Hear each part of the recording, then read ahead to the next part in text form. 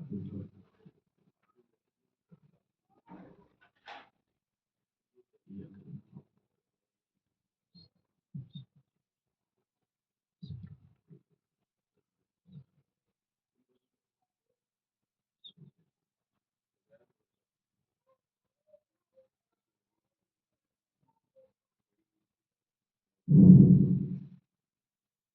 حول ولا قوة إلا بالله العلي العظيم. أعوذ بالله من الشيطان اللعين الرجيم. بسم الله الرحمن الرحيم. الحمد لله الذي هدانا لهذا وما كنا لنهتدي لولا أن هدانا الله. لقد جاءت رسل ربنا بالحق. الصلاة والسلام التحية والإكرام على أشرف الأنبياء والمرسلين الذي كان نبيا وآدم بين الماء والطين، الذي سمي في السماء بأحمد وفي الأرض بأبي القاسم محمد. اللهم صل على محمد وآل محمد. الصلاة والسلام على أهل بيته الطيبين الطاهرين المعصومين المنتجبين المنتخبين الذين أذهب الله عنهم الرجس وطهرهم تطهيرا. اللهم صل على محمد وآل محمد.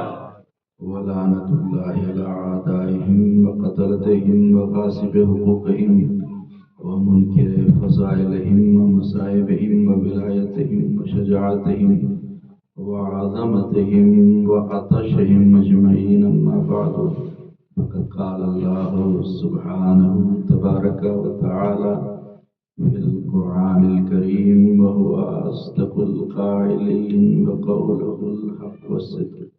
أعوذ بالله من الشيطان الرجيم. بسم الله الرحمن الرحيم.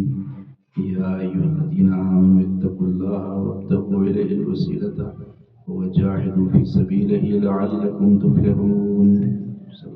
اللهم صل على محمد وآل محمد. حاضرین بزم ازاں ماتمداران و پرسداران سید الشہداء بطفیل چارہ معصومین علیہ السلام، اور خصوصاً بتعیید حضرت بطول بنت رسول معصوم عالم جناب فاطمہ زہرا سلام اللہ علیہا. اللهم صل على محمد وآل محمد. اس عشر اعزاء 1446 ہجری پہلی مجلس ہے، اور بارگاہ خالق میں دعا گو اللہم ارزقنا فی الدنیا زیارت الحسین وفی الآخرت شفاعت الحسین. اللہم اکتبنا من زوار الحسین. اللہم احشرنا تحت لواء الحسین. اللہم احشرنا فی زمرۃ شیعۃ الحسین. اللہم اجعلنا من الباقین فی عزاء الحسین برحمتک یا ارحم الراحمین. پروردگار تجھ واسطہ دیتا ہوں محمد و آل محمد کا ہمارے تمام گناہانہ کبیرہ اور صغیرہ کو معاف فرما، اور ہماری اس عزاداری کو اپنی بارگاہ میں شرف قبولیت عطا فرما. پروردگار اس عزاداری کو ہمارے لیے ذریعہ نجات عطا فرما. ہم سب کو سید الشہداء کے بتائے ہوئے راستے پر چلنے کی توفیق عطا فرما. اس دنیا میں ہم سب کو معصومین کے روضوں کی زیارت نصیب فرما. آخرت میں سید الشہداء اور اہل بیت اطہار کی شفاعت سے سرفراز فرما. پروردگار ہمارے مولا و آقا ہمارے سید السردار منتقم خون حسین وارث کربلا امام زمانہ کے ظہور میں تعجیل فرما. ہم سب کو اپنے مولا و آقا کے مخلص غلاموں اور جانثاروں میں شمار فرما. ربنا تقبل منا انک انت السمیع العلیم. اللهم صل على محمد وآل محمد. سب سے پہلے بارگاہ خالق میں ہم سب مل کر شکریہ ادا کرتے ہیں اور شکر ادا کرتے ہیں پروردگار کا کہ اس نے ہمیں اس سال بھی زندگی عطا کی کہ ہم نے مظلوم کا فرش عزا بچھایا اور ان پر رونے کے لیے جمع ہوئے. کیونکہ بہت سارے مومنین ہمارے درمیان سے جو پچھلے سال تھے لیکن اس سال وہ ہمارے درمیان موجود نہیں ہے۔ یہ ہماری خوش قسمتی ہے کہ خدا نے ایک اور مرتبہ موقع دیا کہ سید الشہداء کی عزاداری کو برپا کرے۔ لہذا سب سے پہلے میں آج شہادت امام حسین اور شہداء کربلا کی شہادت عظمیٰ کا قصہ ہمارے زمانے کے امام امام زمانہ عجل اللہ تعالیٰ فرج الشریف اللہم صلی علی محمد و آل محمد کی خدمت میں عرض کرتا ہوں، اور اس کے بعد آپ تمام مومنین اور مومنات کی خدمت میں تسلیت اور تعزیت عرض کرتا ہوں۔ صلی اللہ علیہ محمد و آل محمد۔ اللہم صلی علی محمد و آل محمد۔ ہر سال محرم آتا ہے اور ہر سال اسلام کو ایک نئی زندگی عطا کرتا ہے، اور محرم ہی وہ مہینہ ہے کہ جس مہینے میں اسلام کی حفاظت کی گئی، اور یہ پورا دین اور پوری شریعت جو ہم تک آج اس حالت میں پہنچی ہے کہ جس طرح پیغمبر اسلام لے کر آئے تھے۔ اللہم صلی علی محمد و آل محمد۔ اللہم صلی علی محمد و آل محمد۔ تو جب بھی ہر سال جو محرم آتا ہے تو کچھ سوالات ہیں کہ جو ہمارے جوانوں کے ذہنوں میں ہر سال یہ سوالات پیدا ہوتے ہیں جب بھی محرم آتا ہے تو، اور ہمارے لیے ضروری ہے کہ ان سوالوں کے جوابات کو حاصل کریں اور ان سوالات کے جوابات کو کلیئر کریں، اور تاکہ جو ذہن میں جو شبہ ہے وہ شبہ ذہن سے دور ہو جائے۔ تو پہلا سوال جو ہم سب کے ذہنوں میں آتا ہے، جیسے ہی محرم کا چاند نمودار ہوتا ہے تو سب کے ذہنوں میں خیال آتا ہے کہ آخر ضرورت کیا تھی کہ امام حسین علیہ السلام اپنے کنبے کو لے کر کربلا کے میدان میں گئے؟ آخر وجہ کیا تھی، اس کے پیچھے مقصد کیا تھا امام علیہ السلام کا؟ یہ پہلا سوال۔ دوسرا سوال جو ہمارے ذہنوں میں پیدا ہوتا ہے وہ یہ کہ امام حسین علیہ السلام اگر کربلا نہ جاتے تو امام علیہ السلام کربلا اگر نہ گئے ہوتے تو اس سے نقصان کیا ہو جاتا اور اس سے خسارہ کیا ہوتا؟ اور تیسرا سوال جو ہمارے ذہنوں میں پیدا ہوتا ہے وہ یہ کہ کربلا جانے کا فائدہ کیا ہوا؟ کیونکہ ہر چیز کے پیچھے لوگ فائدہ دیکھتے ہیں، تو امام حسین علیہ السلام جو کربلا گئے تو کربلا جانے کا فائدہ کیا ہوا؟ یہ تین سوال ہیں جو بہت اہم ہیں، اور ہر ایک نوجوان اور جوان کے ذہن میں یہ سوال پیدا ہوتا ہے کہ آخر وجہ کیا تھی کہ امام علیہ السلام کربلا کیوں گئے؟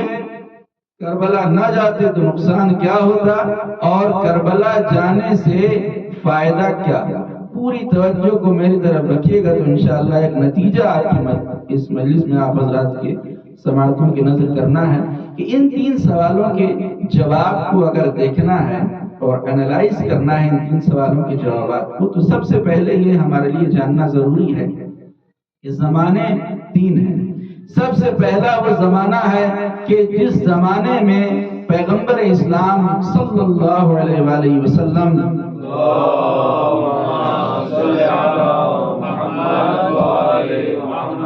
بنفس نفیس خود موجود ہے، اور وہ زمانہ 23 سالوں پر مشتمل ہے کہ پیغمبر اکرم کی 23 سالہ یہ تبلیغی زندگی ہے کہ جس میں پیغمبر اسلام خود موجود ہے۔ دوسرے وہ زمانہ ہے کہ جو پیغمبر اسلام کی وفات اور شہادت سے شروع ہوتا ہے اور سن 61 ہجری پر ختم ہوتا ہے، یعنی 11 ہجری سے شروع ہوتا ہے اور سن 61 ہجری کے اوپر یہ زمانہ ختم ہو جاتا ہے، یہ دوسرا زمانہ۔ اور تیسرا وہ زمانہ ہے کہ جو سن 61 ہجری سے شروع ہوتا ہے اور آج یعنی 1446 ہجری کے اوپر ختم ہوتا ہے کہ جس میں آج ہم موجود ہیں۔ تو اگر ان تین سوالوں کا جواب جاننا ہے تو نہ اس زمانے کو دیکھنے کی ضرورت ہے کہ جس زمانے میں پیغمبر اسلام بنفس حفیظ خود موجود ہیں، یعنی وہ 23 سالہ زمانہ، اس زمانے کو دیکھنے کی ضرورت نہیں ہے، اور نہ اس زمانے کو دیکھنے کی ضرورت ہے کہ جو 61 ہجری سے شروع ہوا اور آج یعنی 1446 ہجری تک آ رہا ہے، اس زمانے کو دیکھنے کی بھی ضرورت نہیں ہے۔ اگر ہمیں دیکھنے کی ضرورت ہے تو اس زمانے کو دیکھنے کی ضرورت ہے کہ جو زمانہ پیغمبر اسلام کی شہادت یعنی سن 11 ہجری سے شروع ہو رہا ہے اور 61 ہجری پر یہ زمانہ ختم ہو رہا ہے، تو یہ زمانہ ٹوٹل کتنا سال ہوتا ہے؟ یہ کتنے سال کا عرصہ ہے؟ یہ کتنے سال کا پیریڈ ہے؟ 50 ایئرس، 50 سال کا عرصہ ہے۔ 11 ہجری سے لے کر 61 ہجری تک 50 سال کا عرصہ ہے، تو ہمیں یہ دیکھنا پڑے گا کہ اس 50 سال میں کون سے واقعات اور حادثات رونما ہوئے کہ جن کی وجہ سے واقعہ کربلا عالم وجود میں آیا۔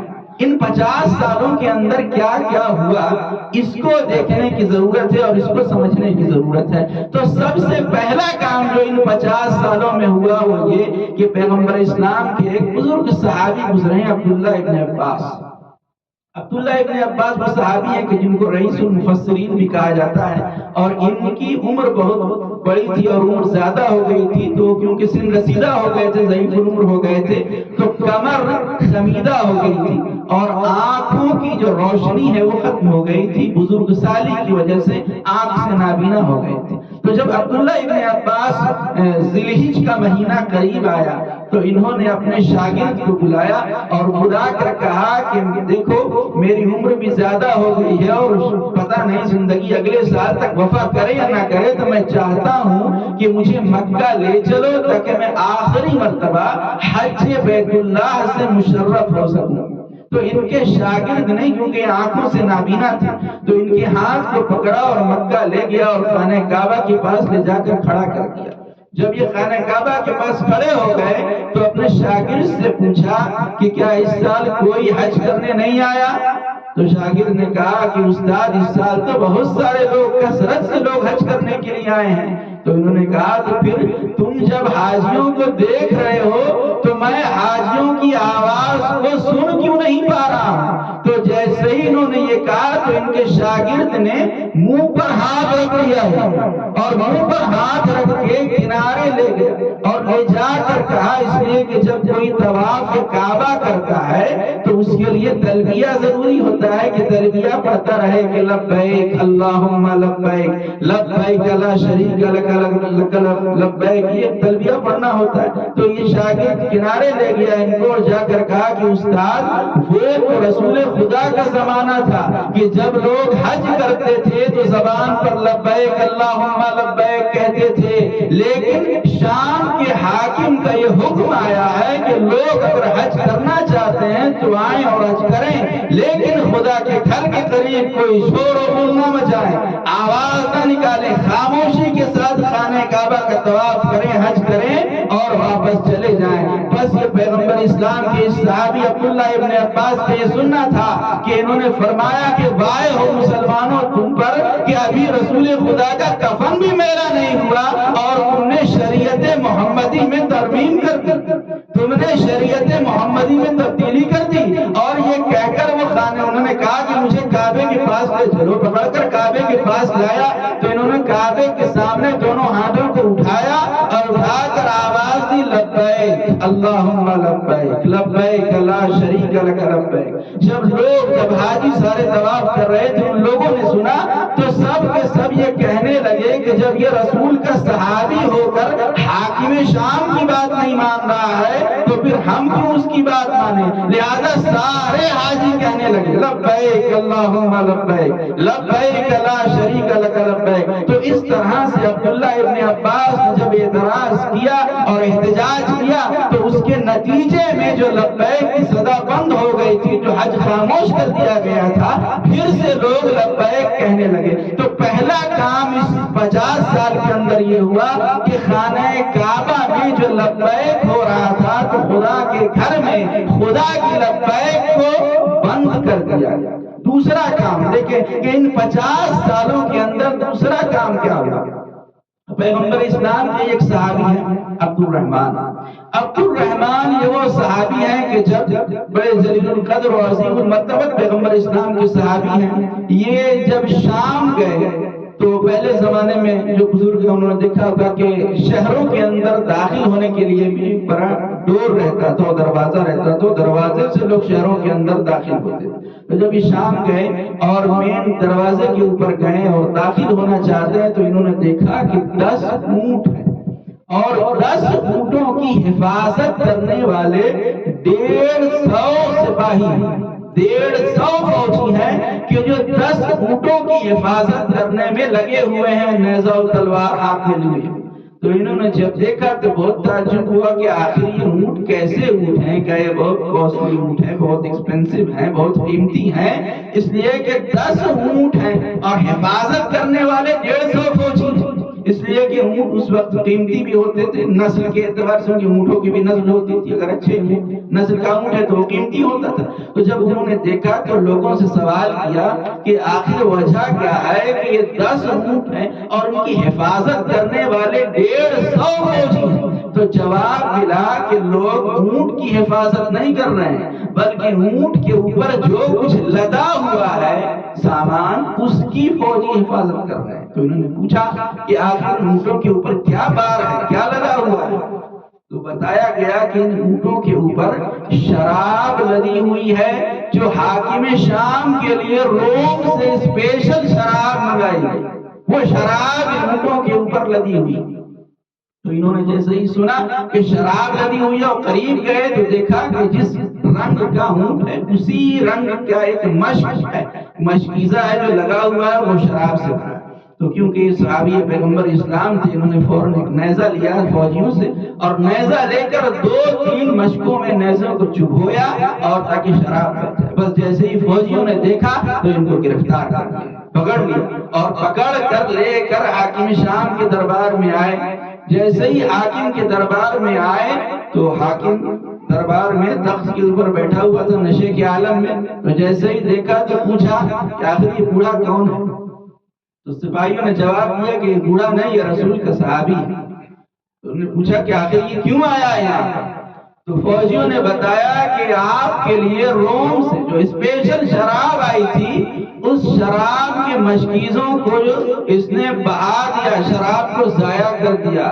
تو حاکم نے کہا کہ اتنا بڑا گناہ کر کے بھی اب تک زندہ ہے، اس کو قتل کر دیا جائے، اس کا سر قلم کر دیا جائے۔ بس فوجی ہاتھ میں تلوار لے کے آگے بڑھے کہ اس کا سر قلم کر دیا جائے کہ بغل میں ایک اور صحابی بیٹھا ہوا عمرو عاص نے کہا کہ بادشاہ اگر جان کی امان پاؤں تو میں کچھ کہنا چاہتا ہوں۔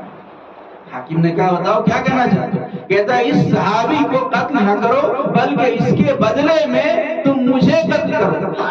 تو حاکم نے کہا کہ آخر ایسا کیوں ہے کہ تمہیں میں اپنے دربار میں رکھے ہوا ہوں، کھلا میں رہا ہوں، عیش میں تمہیں کرا رہا ہوں اور تم اس صحابی کی طرفداری کر رہے ہو، تم اس صحابی کو بچانا چاہتے ہو؟ تو اس نے کہا نہیں، میں اس صحابی کو بچانا نہیں چاہتا بلکہ میں حقیقت میں آپ کو ہی بچانا چاہتا ہوں، اس لیے کہ اگر آج آپ نے اس صحابی کو دربار میں قتل کروا دیا اور جب لوگوں میں بات پھیلے گی تو ہر ایک سوال کرے گا کہ آخر صحابی رسول کو دربار شام میں کیوں قتل کر دیا گیا؟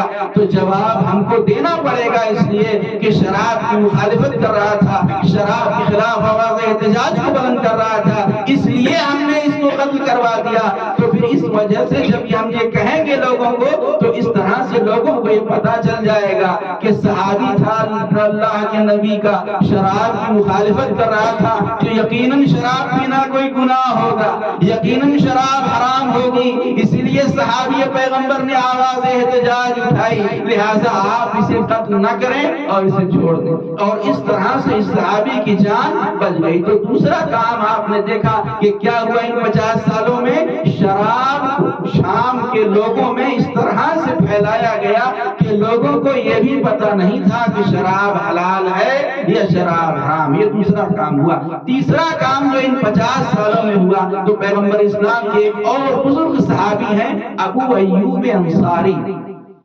ابو ایوب انصاری کے لیے ملتا ہے کہ یہ وہ جلیل القدر صحابی ہیں کہ جب بھی کسی شہر میں، کسی گاؤں میں اور کسی علاقے میں جاتے تھے تو سارے گاؤں والے سمٹ کے ان کے پاس آ جاتے تھے اور کہتے تھے کہ حضور میرے گھر چلیے، میرے گھر چلیے۔ سب چاہتے تھے کہ میرے گھر چلیے۔ کیوں؟ جب اس کی وجہ پوچھی گئی تو وجہ یہ ملی اس لیے کہ ابو ایوب انصاری جس گھر میں قدم رکھ دیتے ہیں اس گھر سے برکت جاتی نہیں ہے اور نحوست آتی نہیں۔ آخر وجہ کیا ہے؟ اس کی وجہ کیا کہ جس گھر میں قدم رکھتے ہیں اس گھر میں خیر و برکت آتی ہے اور نحوست دور ہو جاتی ہے۔ تو اس کا جواب یہ ملا کہ اس کی وجہ یہ ہے کہ جب پیغمبر اسلام نے مکے سے مدینے ہجرت کی اور جب مدینہ میں انٹر ہوئے ہیں پیغمبر اسلام، تو مدینے والے جتنے بھی تھے سب کے سب چاہتے تھے کہ رسول خدا میرے گھر پہ قیام کرے، میرے گھر پر رک جائیں، میرے گھر پہ رک جائیں، میرے گھر پہ آ جائیں۔ تو جب سب یہ چاہ رہے تھے تو پیغمبر اسلام نے فرمایا کہ میں اسی کے گھر پہ رکوں گا کہ جس کے گھر پہ میری اونٹنی جس کے گھر کے دروازے پر بیٹھ جائے۔ آپ نے اپنی اونٹنی کی مہار چھوڑ دی اور رسول خدا کی اونٹنی آگے بڑھی اور بڑھتے بڑھتے سب کے دروازوں سے گزرتی ہوئی وہ ابو ایوب انصاری کے دروازے پر جا کر بیٹھ گئی اور پیغمبر اسلام ابو ایوب انصاری کے مہمان بنے اور سب سے پہلے آپ ابو ایوب انصاری کے گھر پر اترے۔ تو اسی لیے کیونکہ ان کے گھر پہ پیغمبر اسلام اترے تھے کہ پیغمبر اسلام نے ان کے گھر پہ قیام کیا تھا، لہذا سب یہ سوچتے تھے کہ ابو ایوب انصاری کا جو قدم ہے وہ بڑا بابرکت ہے۔ لہذا جب ابو ایوب انصاری شام گئے تو سارے شام والے ان کے پاس آ گئے کہ ہمارے گھر پہ چلیے، ہمارے گھر پہ چلیے۔ انہوں نے کہا میں سب کے گھر پہ جاؤں گا، ایک کے بعد ایک سب کے گھر پہ جاؤں گا، کوئی پریشان نہیں۔ ایک آدمی لے کر اپنے گھر کے اندر گیا، بس جیسے ہی گھر کے اندر گئے کہ لاہور پڑھ کر گھر سے باہر نکلا تو لوگوں نے سوچا شاید گھر میں کچھ پرابلم ہوگی کہ اس کی وجہ سے گھر میں رکے نہیں اور فوراً باہر آ گئے۔ تو دوسرا آدمی اپنے گھر میں لے کر گیا، جب دوسرے کے گھر میں گئے تو وہاں بھی داخل ہونے کے ساتھ فوراً لا حول ولا قوت کہہ کے وہاں سے بھی گھر سے باہر نکل آئے۔ پھر تیسرے کے گھر میں گئے تو وہاں سے بھی اسی طرح باہر نکل آئے۔ تو لوگوں نے پوچھا کہ حضور آخر وجہ کیا ہے کہ آپ کسی کے گھر میں رکتے ہی نہیں ہیں، جاتے ہیں اور فوراً باہر آ جاتے ہیں؟ تو انہوں نے کہا کہ میں رکنے کے لیے تو تیار ہوں لیکن پہلے مجھے کسی مسلمان کے گھر پہ لے جاؤ۔ تو لوگوں نے کہا کہ یہ سب تو مسلمانوں کے گھر تھے، یہ کافروں کے گھر نہیں ہیں، یہ مسلمانوں کے گھر ہیں۔ تو ابو ایوب انصاری نے کہا کیا تم حکم شریعت بھول گئے، شریعت محمدی کو فراموش کر بیٹھے؟ کیا یہ نہیں جانتے ہو کہ شریعت میں ٹوائلٹ کو قبلہ رخ بنانا حرام ہے؟ تو ان لوگوں نے کہا حضور ہمارے یہاں بھی پہلے مکے اور مدینے کی طرح ہی ٹوائلٹ بنائے جاتے تھے، لیکن شام کے حاکم نے یہ حکم دیا ہے کہ جتنے بھی ٹوائلٹ ہیں وہ قبلہ رخ بنائے جائیں۔ تو انہوں نے جب سنا تو کہا جس نے حکم دیا اس کے اوپر بھی لعنت اور جس نے قبلہ رخ بنایا اس کے اوپر بھی لعنت۔ بس جیسے انہوں نے اس طرح سے لعنت بھیجا تو سپاہیوں نے ان کو گرفتار کیا اور گرفتار کر کے کہا کہ آپ کو دربار میں چلنا ہوگا۔ انہوں نے انکار کیا کہ میں دربار میں نہیں جاؤں گا۔ تو سپاہیوں نے کہا کہ ہم تلوار کی نوک پر آپ کو دربار میں لے کر جائیں گے اور دربار میں لے کر گئے۔ جب لے کر گئے تو دیکھا کہ حاکم شام تخت پر بیٹھا ہوا۔ جیسے ہی حاکم شام کی طرف نظر پڑی تو انہوں نے اپنا چہرہ موڑ دیا۔ وہ تخت پر اس طرح بیٹھا تھا کہ انہوں نے اپنا چہرہ دوسری طرف موڑ، جب چہرہ دوسری طرف موڑ لیا تو حاکم نے کہا کہ رسول کے صحابی میری شکل اتنی بری بھی نہیں ہے کہ آپ میری طرف دیکھنے کو بھی تیار نہیں ہیں اور اپنا چہرہ آپ نے میری طرف سے موڑ لیا۔ تو ابو ایوب انصاری نے کہا کہ بات شکل کی نہیں، بات شریعت کی ہے، بات شکل کی نہیں، بات شریعت کی ہے۔ کیا تمہیں حکم شریعت معلوم نہیں ہے کہ شریعت محمدی میں سونا مردوں کے لیے حرام ہے؟ کیا تمہیں معلوم نہیں ہے؟ اپنے آپ کو کاتب وحی کہتے ہو، خلیفۃ المسلمین کہتے ہو، امیر المومنین کہتے ہو اور یہ بھی حکم شریعت معلوم نہیں کہ سونے کے زیورات پہن کر بیٹھے ہو؟ شریعت میں درندے کی کھال پر بیٹھنا حرام ہے اور تم ایک درندے کی کھال پر بیٹھے ہوئے ہو۔ کیا تمہیں حکم شریعت معلوم نہیں ہے؟ تو میں تو بس اتنا ہی کہوں گا کہ ابو ایوب انصاری، سونا شریعت میں مرد کے لیے حرام ہے، لیکن جو اپنے آپ کو مرد سمجھ ہی نہ رہا ہو درندے کی کھال پر بیٹھنا مرد کے لیے حرام ہے، لیکن جو خود درندہ ہو تو وہ اپنے کو درندے کی کھال پر بیٹھنے کے لیے جائز سمجھے گا۔ لہٰذا جب ابو ایوب انصاری نے یہ کہا کہ میں یہاں اس دربار میں حکم شریعت کو پامال کیا جا رہا ہے، میں یہاں رک نہیں سکتا، اور اس کے بعد فوراً ابو ایوب انصاری اس دربار سے باہر چلے گئے۔ تو تیسرا کام یہ ہوا، آپ نے دیکھا کہ قبلہ رخ ٹوائلٹ کو قبلہ رخ بنایا گیا۔ اب چوتھا کام ان 50 سالوں میں کیا ہوا وہ سنیں کہ ایک مرتبہ یہ حاکم شام کو سفر درپیش تھا، اور جو سفر تھا وہ جمعے کے دن ہی سفر تھا، تو انہوں نے اپنے سپاہیوں سے پورے شام میں اعلان کرایا کہ کیونکہ جمعے کے دن امیر شام کو سفر درپیش ہے، لہٰذا جو جمعے کی نماز ہے وہ کہیں کسی سے چھوٹ نہ جائے، اس لیے بدھ کے دن ہی جمعے کی نماز پڑھائی جائے۔ اور جب پورے شام میں اعلان کیا تو سارے کے سارے شام والے بدھ کے دن آ گئے اور جمعے کی نماز سب نے پڑھی، اور کوئی آبجیکشن کرنے والا نہیں تھا، کوئی اعتراض کرنے والا نہیں تھا، کوئی بولنے والا نہیں تھا کہ آج تو بدھ کا دن ہے، آج جمعے کی نماز کیسے ہو سکتی ہے۔ تو آپ نے دیکھا کہ چوتھا کام کیا ہوا اس 50 سالوں کے درمیان میں کہ جمعے کی نماز بدھ کو پڑھائی گئی۔ اب سنیں پانچواں کام کیا ہوا۔ پانچواں کام یہ ہوا ان 50 سالوں میں کہ اہل بیت کے خلاف، مولا کائنات کے خلاف پورے شام میں ایسا پروپیگنڈا کیا گیا کہ علی نماز نہیں پڑھتے، علی شریعت سے کوئی مطلب نہیں ہے۔ اس لیے جب کوفے میں شہادت ہوئی مولا کی، اور جب شام میں یہ بات پہنچی کہ علی کی مسجد کوفہ میں شہادت ہوئی، تو جب شام والوں کو پتا چلا تو سب ایک دوسرے سے یہ کہنے لگے کہ علی مسجد میں کیا کر رہے تھے۔ یعنی ایسا پروپیگنڈا کیا گیا پورے شام میں اہل بیت کے خلاف کہ مولا علی نماز ہی نہیں پڑھتے۔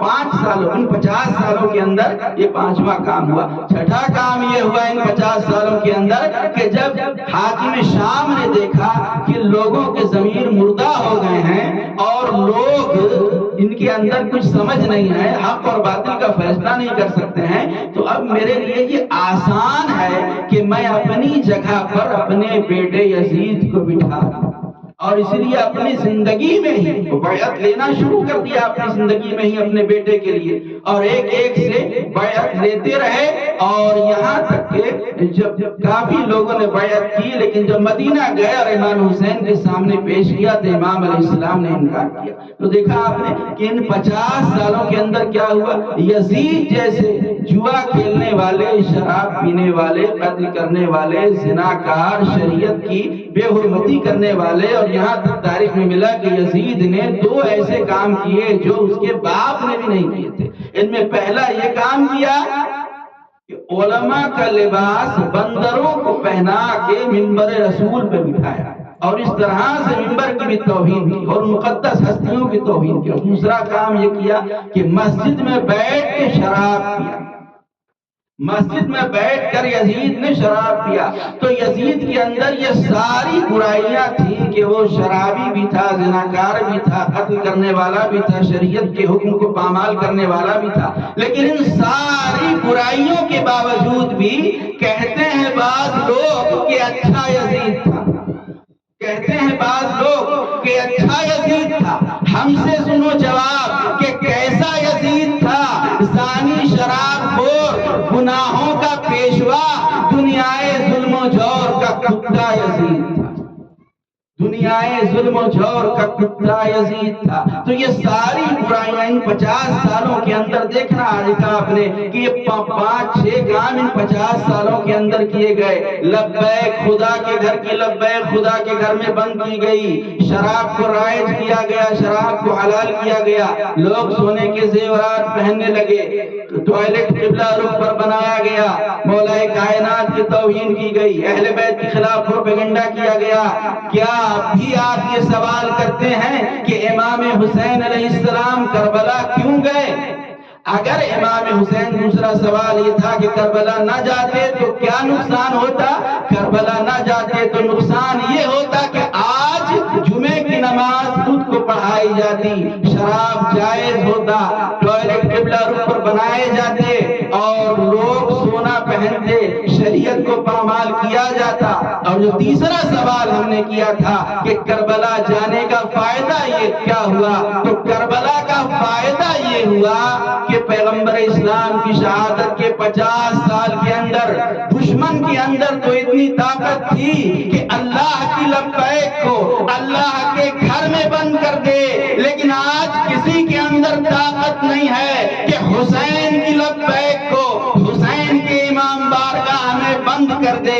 اسی لیے تو گلیوں میں حسین کی لبیک ہے، چوراہوں پر حسین کی لبیک ہے، سڑکوں پر حسین کی لبیک ہے، مسجدوں میں حسین کی لبیک ہے، امام بارگاہوں میں حسین کی لبیک ہے، کربلا میں حسین کی لبیک ہے، کاظمین میں حسین کی لبیک ہے، مشہد میں حسین کی لبیک ہے، قم میں حسین کی لبیک ہے، پوری کائنات میں حسین کی لبیک ہے۔ ہم زندہ ہیں تو حسین کی لبیک ہے، مر گئے تب بھی حسین کی لبیک ہے۔ اس کو شاعر نے کہا کہ آواز دے گا جب بھی ہمیں وقت کا حسین، قبروں سے ہم پکاریں گے لبیک یا حسین۔ سب مل کر 5 مرتبہ کہیں لبیک یا حسین، لبیک یا حسین، لبیک یا حسین، لبیک یا حسین، لبیک یا حسین۔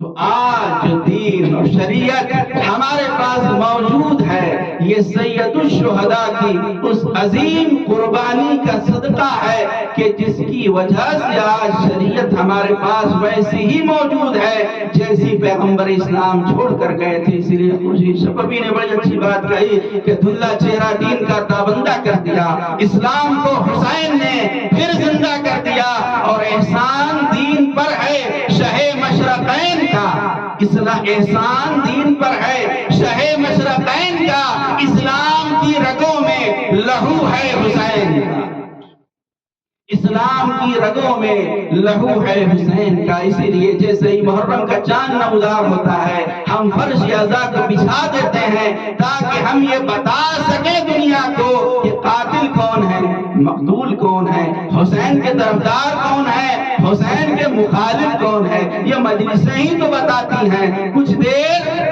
فرض کیجئے یہ مجلسیں نہ ہو، کچھ دیر فرض کیجئے یہ مجلسیں نہ ہو، سارا جہاں حسین کا قاتل دکھائے۔ یہ مجلسیں ہیں جو بتا رہی ہیں کہ سید الشہداء کی حمایت کرنے والا کون ہے، ان کی یاد منانے والا کون ہے، ان پر آنسو بہانے والا کون ہے، ان پر گریہ کرنے والا کون ہے، ان پر بکا کرنے والا کون ہے۔ محرم کا چاند فلک پر نمودار ہو چکا ہے، اور جیسے ہی یہ محرم کا چاند فلک پر نمودار ہوتا ہے، ہمارے فرش اعضاء بچ جاتے ہیں، عزاخانے سج جاتے ہیں، اور تعزیہ خانوں میں تعزیے رکھ دیے جاتے ہیں، علم استادہ کر دیا جاتا ہے۔ تاریخ میں ملتا ہے، راوی بیان کرتا ہے کہ جب محرم کے چاند کو سید الشہداء نے دیکھا تو بے ساختہ کہا انا للہ وَإِنَّا إِلَيْهِ رَاجِعُونَ۔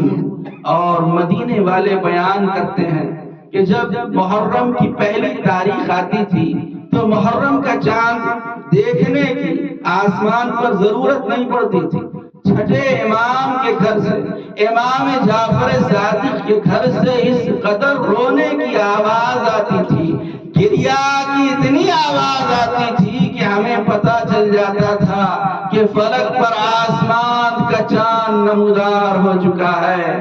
ہاں سرداران مظلوم کربلا، آج پہلا پرسہ ہے شہزادی کونین کی بارگاہ میں، کہیں اس پرسے میں کوئی کمی نہ رہے۔ دل کھول کر ماتم کریں اور پرسہ دیں، اس لیے کہ آپ اگر زیادہ روئیں گے تو مجلس کے بعد آپ کو پانی مل جائے گا، لیکن سکینہ جب بھی یاد پدر میں روتی ہے، شمر تازیانہ مارتا ہے، شمر اذیت دیتا ہے۔ سکینہ بی بی تمہارے غلام حاضر ہیں، مجھے جو پیاس تو اشکوں کے جام حاضر ہیں۔ راوی کہتا ہے میں مولا صادق کے پاس گیا اور اپنے مولا سے پوچھا، مولا جب کسی کا قتل ہو جاتا ہے، جب کسی کا انتقال ہو جاتا ہے تو لوگ اس پر روتے ہیں، لوگ اس پر گریا کرتے ہیں، لوگ نوحہ خوانی کرتے ہیں، لیکن مولا آخر وجہ کیا ہے کہ ادھر فلک پر محرم کا چاند نکلتا ہے، ادھر آپ بھی رونے لگتے ہیں اور آپ کے سارے شیعہ گریا و بکا کرنے لگتے ہیں۔ اے مولا آخر وجہ کیا ہے؟ تو ایک مرتبہ امام نے فرمایا، اے راوی اے شخص سن، جیسے ہی محرم کا چاند آسمان پر نمودار ہوتا ہے، فرشتے اس کرتے کو جو میرے جد کا کرتا ہے، جو خون حسین سے بھرا ہے، وہ کرتا کہ جو جگہ جگہ سے چاک ہے، جس پر نیزے کے وار کیے گئے، جس پر تلواروں کے وار کیے گئے، فرشتے اس کرتے کو آسمان پر بلند کرتے ہیں، اور جیسے ہی اس کرتے کو فلک پہ بلند کیا جاتا ہے تو ہم دیکھتے ہیں، ہمارے شیعہ چشم بصیرت سے اور اس کرتے کو دیکھتے ہیں اور ان پر غم طاری ہو جاتا ہے، اور اس لیے چاند نکلنے کے بعد ہی ہمارے شیعہ گریا کرنے لگتے ہیں، رونے لگتے ہیں اور بکا کرنے لگتے ہیں۔ اس لیے روایت میں ملتا ہے کہ جیسے ہی محرم کا چاند نمودار ہوتا ہے، جنت البقیع سے ایک بی بی کمر خمیدہ ہاتھ میں عصا کا سہارا لے کر جنت البقیع سے نکلتی ہیں، شام جاتی ہیں۔ شام سے ایک بی بی کو ساتھ لے کر ایک بچی کو ساتھ لیتی ہے، اور جہاں جہاں مجلس ہوتی ہے، جہاں جہاں مظلوم کربلا کا فرش عذاب بچھایا جاتا ہے، یہ تینوں بی بی جاتی ہیں، اور جب عزادار مصائب کو سن کر روتے ہیں، ایک مرتبہ سکینہ اپنی دادی سے سوال کرتی ہیں، دادی آخر یہ عزادار کیوں رو رہے ہیں، یہ عزادار کیوں گریا و بکا کر رہے ہیں؟ شہزادی فرماتی ہیں، سکینہ یہ تمہارے بابا کے عزادار ہیں جو تمہارے بابا پر رو رہے ہیں۔ بس ایک مرتبہ سکینہ کہتی ہے، دادی کاش یہ عزادار کربلا میں ہوتے تو مجھے شمر کے تازیانے نہ لگتے، مجھے شمر کے تماچے نہ لگتے۔ جزاکم اللہ خیر الجزا۔ آپ کی آواز گریا بلند ہے، اگر یہ آواز امام صادق تک پہنچ گئی، امام فرماتے ہیں خدا ان آوازوں پہ رحمت نازل کرے جو ہمارے جد مظلوم کے غم میں بلند ہوتی ہیں، اللہ ان آوازوں پہ رحمت نازل کرے۔ عزاداران مظلوم کربلا، محرم کا چاند نمودار ہو چکا ہے، جس چاند کو جب لیلا نے دیکھا ہوگا تو لیلا کا چاند اسی چاند کے نمودار ہونے کے بعد بدلی میں چھپ گیا۔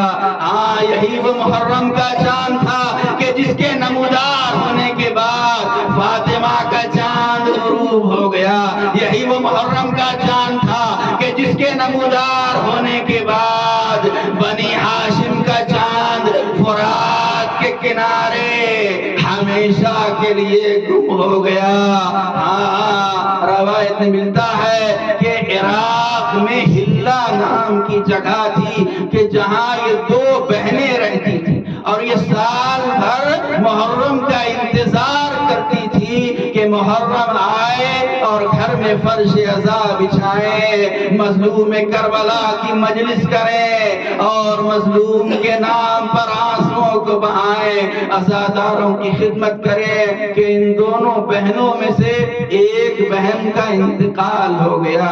جب محرم سے پہلے ایک بہن کا انتقال ہو گیا، دوسری بہن بہت پریشان ہوئی کہ اب میں کیسے فرش عزا بچھاؤں گی، اب میں کیسے مظلوم کی مجلس کروں گی، میں تنہا کیسے اہتمام عزا کروں گی، بس یہ سوچ کر رونے لگی، اور ایک مرتبہ کربلا کا رخ کر کے کہتی ہے، مولا اے مظلوم کربلا میری اس مشکل کو آسان کر دیجئے۔ بس ایک مرتبہ جیسے ہی محرم کا چمن چاند نمودار ہوا، محرم کی پہلی تاریخ آئی، پڑوس کی عورتیں مجلس میں آئیں، بس یہ کیا دیکھتی ہے کہ ایک مرتبہ دروازے پر کسی نے دق الباب کیا، جب دروازہ کھولا تو کیا دیکھتی دیکھتی ہے 2 نقاب پوش بیویاں ہیں اور یہ دونوں دروازے پر کھڑی ہیں اور اجازت مانگتی ہے. بی بی کا اجازت دیتی ہے کہ میں تیرے گھر میں آ جاؤں. اس بی بی نے کہا آخر آپ دونوں کون ہیں؟ تو ان دونوں بیویوں نے کہا سامان ازا کے جہاں ہوتے ہیں بی بی، ہم جاتے ہیں اس جگہ پر جاتے ہیں کہ جہاں لوگ شبیر پر روتے ہیں. اور کہتی ہے کہ جیسے ہی یہ دونوں بیویاں گھر کے اندر آئیں پورا گھر ان کے نور سے منور ہو گیا. اب جیسے ہی عورتیں مجلس میں آئیں یہ دونوں بیویاں ہر ایک عزادار خاتون کا استقبال کرتی رہی، دروازے تک جا کر چھوڑتی رہی. روزانہ کا یہ معمول تھا. اور جیسے ہی مجلس میں مصائب کا بیان ہوتا تھا تو یہ دونوں بیویاں غش کھا کے گر جاتی تھی. اور جب غش سے افاقہ ہوتا تھا تو ہاتھوں کو بلند کر کے کہتی تھی پروردگار ان عزاداروں کو سلامت رکھ، ان عزاداروں کی مشکلوں کو دور فرما، ان عزاداروں کی تکلیفوں کو دور فرما. بس یہ مومنہ صاحب خانہ بیان کرتی ہے کہ اسی طرح تاریخیں گزرتی رہی. اور جب عاشور کا دن آیا اور جب تعزیے خانوں سے وہ رونق جانے لگی اور تعزیہ لوگ لے کر جانے لگے، امام بارگاہ بڑھانے کا وقت آ گیا تو یہ دونوں بیویاں بھی آئیں اور آ کر کہتی ہیں مومنہ اب ہمیں اجازت دے، اب ہم جانا چاہتے ہیں. بس جیسے ہی ان دونوں بیویوں نے کہا وہ کہتی ہے ذرا ٹھہریے میں آپ کے لیے کچھ سوغات لاتی ہوں. وہ گھر میں گئی اور کچھ تحائف لے کر آئی، کچھ سوغات لے کر آئی اور دینا چاہتی تھی کہ جیسے ہی دینا چاہا بس ایک بیوی نے کربلا کر رخ کیا اور کہا حسین دیکھ تیری عزادار مجھے تیری عزا کی اجرت دینا چاہتی، مجھے عزا کی اجرت دینا چاہتی ہے. ارے کوئی ماں بھی اپنے بیٹے کی عزاداروں کی خدمت کی اجرت لے سکتی ہے. بس جیسے اس مومنہ نے سنا کہتی ہے بیویاں مجھے بتائیے، اب میرے اندر تاب ضبط نہیں، بتائیے آپ کون ہیں، آپ کہاں سے آئی ہیں. بس جیسے اس مومنہ نے پوچھا بی بی نے کہا ہے مومنہ ارے جس حسین کی عزاداری کرتی ہے میں اسی حسین کی دکھیاری ماں فاطمہ زہرا ہوں اور میں اپنے لال پر رونے والے عزاداروں کی خدمت کے لیے آئی ہوں. اللہ تجھے جزائے خیر دے. بس ایک مرتبہ یہ مومنہ دوسری بی بی سے پوچھتی ہے بی بی آپ کون ہیں، آپ کہاں سے آئی ہیں. بس ایک مرتبہ دوسری بی بی نے کہا جس مظلوم کی فرش عزا بچھاتی ہے میں اسی مظلوم کی بہن زینب ہوں جس کے سامنے بھائی کا سر تن سے جدا کیا گیا. بس اس صاحب خانہ نے پوچھا اے بی بی مجھے ایک بات بتا دیجئے، مجھے ایک بات سمجھ میں نہیں آتی کہ آپ بار بار اپنے ہاتھوں کو اپنے بازوؤں پر کیوں لے جاتی ہیں. بس ایک مرتبہ شہزادی نے کہا اے مومنہ بھیا کی شہادت کے بعد ان بازوؤں میں رسی باندھی گئی، کوفے سے شام درباروں اور بازاروں میں پھرایا گیا. ارے ان رسیوں کے نشان اب تک باقی ہیں، وہ زخم اب تک تازہ ہیں. بس انہیں کے اوپر